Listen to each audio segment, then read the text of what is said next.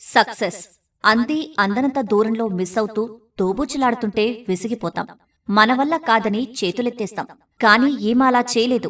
చిన్నప్పట్నుంచి సక్సెస్ ని ఏదోలా అందుకున్నా ఇప్పుడు ఈ సివిల్స్ ఎగ్జామ్లో ఇలా ఈ తడబాటు ఏంటని అనుకుంది. సక్సెస్ అంతు చూసేదాకా వదిలిపెట్టేదేలే అని భీష్మించింది. తాడోపేడో అన్నట్లు అహర్నిశలు కష్టపడింది. చివరికి విజయమే తల వంచి ఒళ్ళోకి వచ్చి వాలింది. ఫెయిల్యూర్స్తో ఆగిపోకూడదు, ఓటమిని ఓడించేలా గెలిచి తీరాలని చేతల్లో చూపించింది.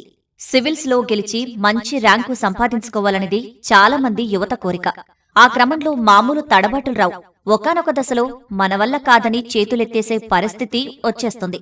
దాన్ని తట్టుకుని ముందుకు సాగిన వారే విజయ తీరాలను అందుకోగలరు. అలాంటి గొప్ప సక్సెస్ నే అందుకుంది నీపా మనోజ. ఆమె విద్యా నేపథ్యం వచ్చేసి 2017లో ప్రసిద్ధ లేడీ శ్రీరామ్ కాలేజ్ డిగ్రీ విశ్వవిద్యాలయం నుంచి పట్టభద్రురాలైంది. ఇక 2017లో ఢిల్లీ స్కూల్ ఆఫ్ ఎకనామిక్స్ నుంచి ఎకనామిక్స్లో మాస్టర్స్ పూర్తి చేసింది.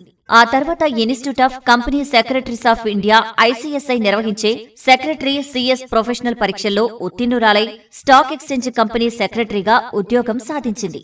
అయినా సంతృప్తి చెందక ఇంకా ఏదో సాధించాలన్న ఉద్దేశంతో ప్రతిష్టాత్మకమైన సివిల్ సర్వీసెస్ కి ప్రిపేర్ అయింది. పగలు స్టాక్ ఎక్స్చేంజ్ మార్కెట్లో కంపెనీ సెక్రటరీగా విధులు నిర్వర్తిస్తూ రాత్రిళ్లు ప్రిపరేషన్ సాగించేది. అయితే CS లో వరించినట్లుగా సక్సెస్ ని సులభంగా అందుకోలేకపోయింది. 1 కాదు 2 కాదు ఏకంగా 3 సార్లు ఫెయిల్ అయింది. తన ఆత్మవిశ్వాసమే సన్నగిల్లిపోయేలా ఓటమిని ఎదుర్కొంది. లాభం లేదు, ఈ ఎగ్జామ్ మన వల్ల కాదనే నైర్యాసం తెప్పించేలా నీపాకి సివిల్స్ చుక్కలు చూపించాయి. ఇక్కడ నీపా ఆ తడబాటుల్ని తరిమేసి సక్సెస్ ని అందుకునేదాకా వెనక్కి తగ్గకూడదనే పట్టుదల కసితో చదివింది. చివరికి ఆమె కష్టం ముందు ఓటమే తల ఉంచి దోబూచులాడుతున్న సక్సెస్ ని ఒడిసిపట్టింది. 4వ ప్రయత్నంలో 144వ ర్యాంకు సాధించి IPS సాధించింది.